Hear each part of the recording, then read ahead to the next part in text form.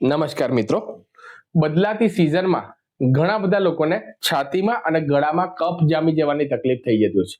કફ એટલો બધો જામી જાય કે જેના કારણે ઉધરસ 15-15, 20-20 દિવસ થઈ જાય તો પણ મટતી નથી. નાના બાળકોની વાત કરીએ, આપણે મોટાની વાત કરીએ, મહિલાઓની, દરેક લોકોને મિત્રો આ બદલાતી સિઝનમાં અત્યારે અને ખાસ કરીને અત્યારે જે સમયગાળો મિત્રો ચાલી રહ્યો છે ને, ઠંડીમાં હવે ઘટાડો થયો છે અને ગરમીમાં વધારો થયો છે. અને દિવસે દિવસે જેમ જેમ દિવસો આગળ જશે તેમ ટેમ્પરેચર વધશે. અત્યારે 30-31 ડિગ્રી ટેમ્પરેચર છે, આગળ જતા 35 અને 40 ડિગ્રી પણ ટેમ્પરેચર મિત્રો ટૂંક સમયમાં થઈ જશે.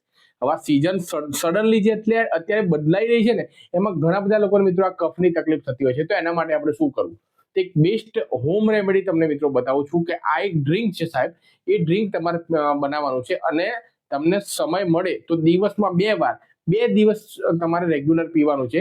અને સાથે સાથે વિડીયોના અંતમાં એક બોનસ ટીપ પણ મિત્રો શેર કરીશ કે આ બદલાતી સિઝનમાં એ ટીપને પણ તમારી જે ડેલીની લાઈફસ્ટાઈલ હોય એમાં પણ સામેલ કરી દેજો, જેથી કરીને વારે વારે મિત્રો આ કફ જામી જવાની તકલીફ થઈ જતી હોય એમાં પણ રાહત જોવા મળશે. અને બદલાતી સિઝનમાં કફ જામી ગયો હોય ને, એ માત્ર 2 દિવસમાં તમારો બોડીની બહાર નીકળી જશે. તો કઈ રીતે ડ્રિંક બનાવવાનું છે, કઈ કઈ વસ્તુ જોઈશે, એની તમામ માહિતી આજના વિડીયોમાં હું તમને આપવાનું છું. તો એના માટે વિડીયોને પ્લીઝ પૂરો જોજો. અને એ પહેલા આપણી આ હેલ્થ ચેનલ પર નવા હો તો ફટાફટથી સબસ્ક્રાઇબ જરૂર કરી દેજો. તો ચાલો મિત્રો, હવે કઈ કઈ વસ્તુ જોઈશે એ હવે સ્ટેપ બાય સ્ટેપ જોઈએ. નંબર ફર્સ્ટ એટલે કે મિત્રો પહેલા નંબર પર આવે છે એ છે તમારે 1 ગ્લાસ જેટલું તમારે પાણી લેવાનું છે. જ્યાં મિત્રો 1 ગ્લાસ પાણી તમારે લઈ લેવાનું અને એક કન્ટેનર, એક તપેલી તમારા ઘરે હોય એ તપેલીમાં 1 ગ્લાસ પાણી તમારે એડ કરી દેવાનું છે. તેની અંદર તમારે નંબર સેકન્ડ એટલે કે મિત્રો બીજા નંબર પર આવે છે એ છે નાગરવેલના પાન. જે તમે મિત્રો સ્ક્રીન ઉપર જોઈ શકો છો કે આપણે જે મીઠું પાન આપણે ખાઈએ છીએ એ નાગરવેલના પાન કોઈ પણ પાન ગલ્લાવાળાની તમે દુકાને જશો તો ત્યાંથી તમને મળી જશે. અને જો તમે ગ્રામ્ય વિસ્તારમાં રહેતા હશો તો તમારા ઘરની આસપાસ ક્યાંય ખેતરમાં તમને જોવા આસાનીથી મિત્રો મળી જ જશે. સિટી એરિયામાં રહેતા હોય તો પાન ગલ્લાવાળાની દુકાનથી તમને 5-10 રૂપિયાના 2 થી 3 નંગ જે પાન આવે છે એ તમને આસાનીથી મિત્રો મળી જશે. તમારે લઈ આવવાના છે. હવે જે તપેલીની અંદર તમે 1 ગ્લાસ પાણી લીધું છે તેની અંદર 2 પાન તમારે કાતરની મદદથી આ રીતે તમારે ટુકડા ટુકડા કરી દેવાના, અથવા હાથની મદદથી તોડીને તમારે નાના નાના બારીક પીસ કરીને આ પાણીની અંદર તમારે એડ કરી દેવાનું.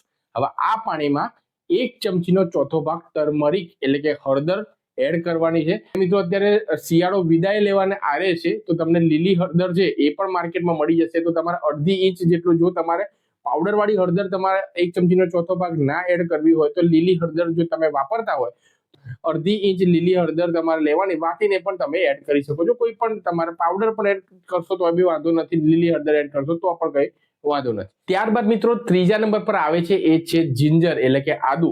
અડધો ઇંચ જેટલો તમારે આદુનો ટુકડો લેવાનો છે, વાટવાનો છે બરોબર, અને આની અંદર આ ડ્રિંકની અંદર એડ કરી દેવાનું છે. અને 2 નંગ જેટલા કાળા મરી લેવાના છે, એને પણ વાટીને એનો જે પાવડર છે એ આ ડ્રિંક એટલે કે આ પાણીમાં તમારે એડ કરી દેવાનું. નાગરવેલના પાન, હળદર, કાળા મરી અને આદુ, આ ચારેય વસ્તુ તમારા ડ્રિંકમાં હોવું જરૂરી છે. બરોબર હલાવવાનું અને 1 ગ્લાસનું અડધો ગ્લાસ થઈ જાય એટલે કે 50% સુધી રહી જાય ત્યાં સુધી આ ડ્રિંક એકદમ ધીમા ફ્લેમ પર તમારે ગરમ થવા દેવાનું છે.